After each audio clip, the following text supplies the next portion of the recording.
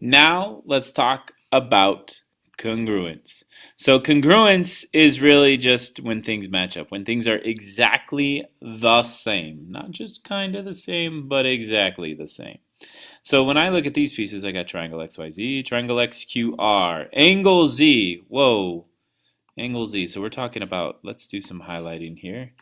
Let's pick green just for fun. So Z, which one does it match? Is it this one? Is it this one? Is it this one? Is it this one? Well, we have markings that tell us. And I can see that it matches the same as R because we have the same markings. But even more than that, look at the code. Z and R are both the third items.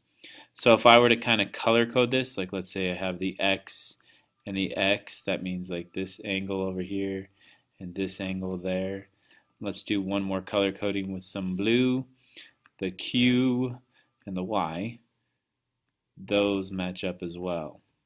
So the color coding shows our matching here. So what does angle Z match up with? It matches with angle R, just like that.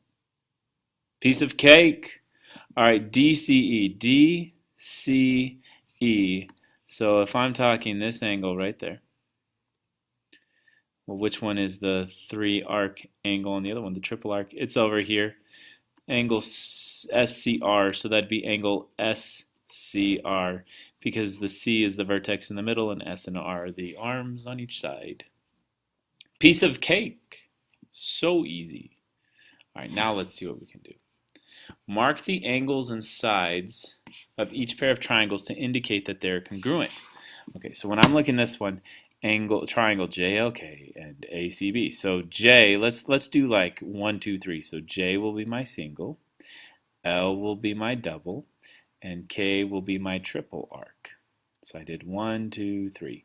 Now that means ACB has to go to the same order, like 1, 2, 3. So A will be my single, C will be my double, and B will be my triple. All right, now how do I organize the segments? Well, there's a lot of ways you can do it, but I tend to just go across. So across from the single is the single. Across from the double is the double. Across from the triple is the triple. 1, 2, 3. Similar over here. Across from the single is the single. Across from the double is the double. And across from the triple is the triple. All right, now just to check it, look at this for a second. So I'm gonna not highlight just one corner, but I'm gonna highlight a side. So if I were to go C to B,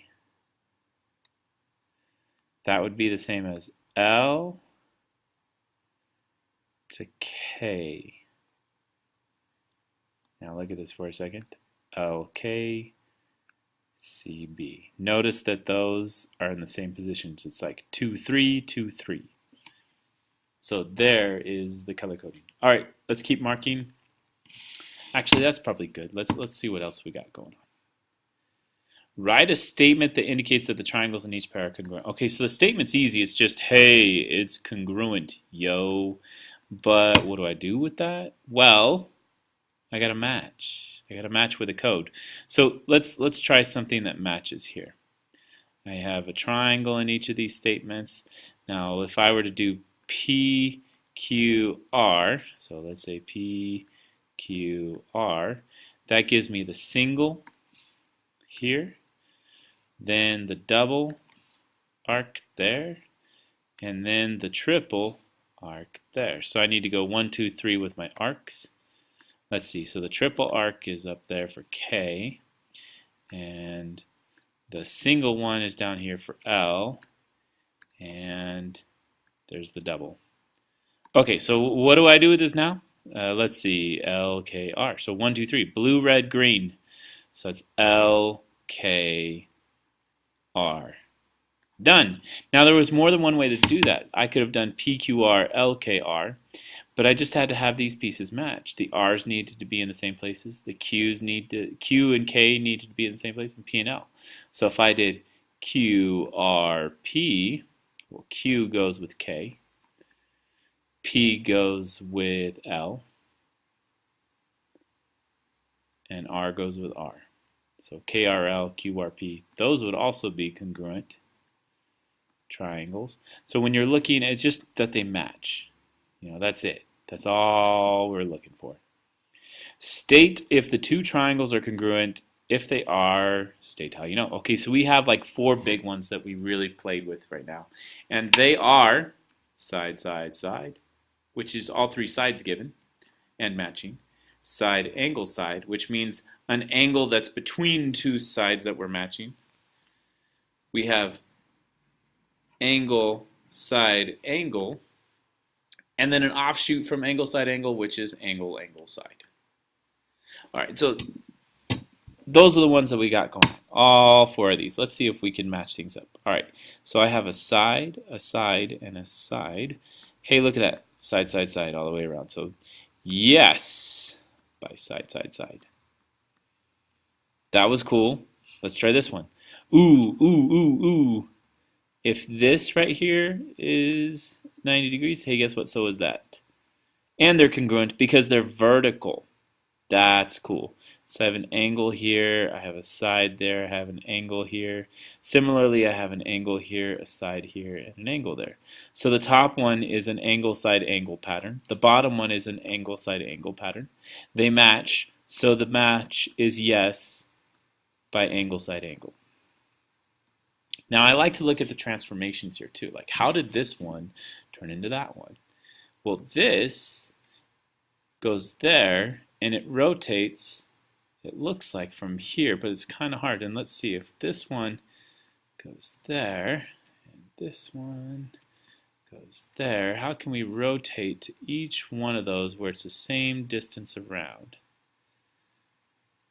Looks like we'd have to go to about here.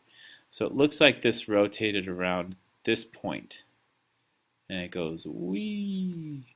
This one goes wee, and this one goes wee, like that. So those are rotated. So that was a rotate.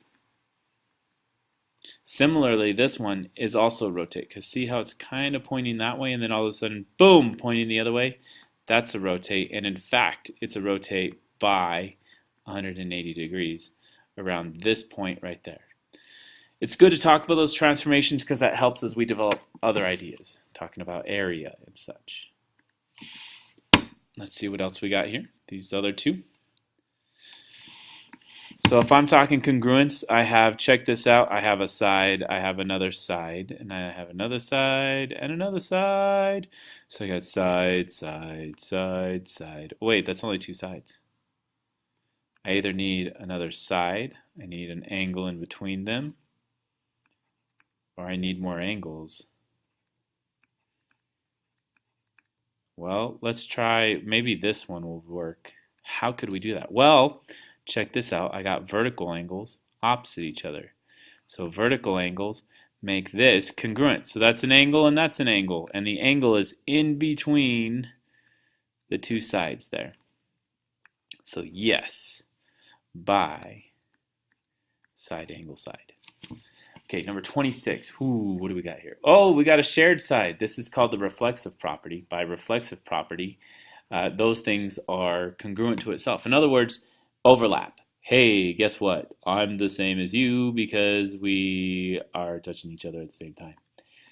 So there you go. That's why this one's in the middle. So that's like a side overlap for each of those. Well, I have an angle, and then an angle and an angle. Well, let's see if our patterns match. For this bottom one, I have 2 angles, and the side is in the middle connecting them. It's kind of like you got an angle here, you got an angle here, and you got the side in the middle. So that's angle, side, angle. The other one up here, same thing, angle, side, angle. So yes, by angle, side, angle. Cool, cool, cool. That's awesome. Super easy. All right, now let's get into the slightly more complex material here to wrap it up. And then we'll go into the isosceles and equilateral.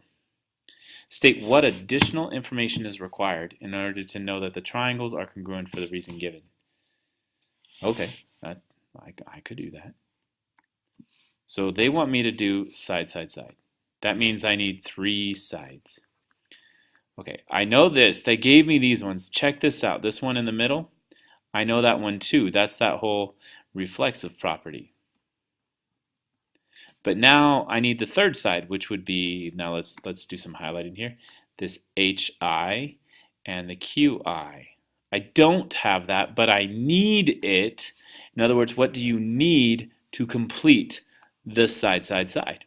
So I still need section or segment HI. Hi is congruent to QI. Cool. All right, let's finish this last one here. We have two sides congruent to each other. We also have this angle and this angle are congruent by vertical angles. So we have a side, we have a side, we have an angle, we have an angle.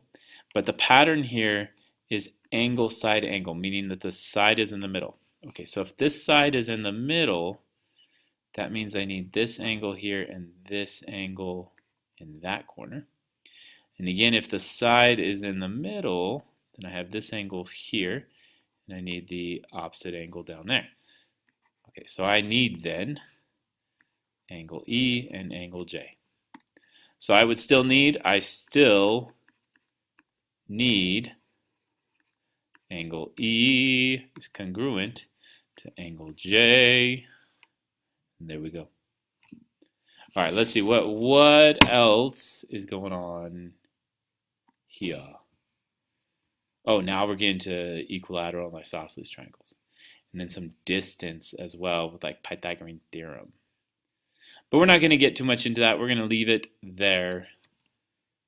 That's it. That's all. For this one, done.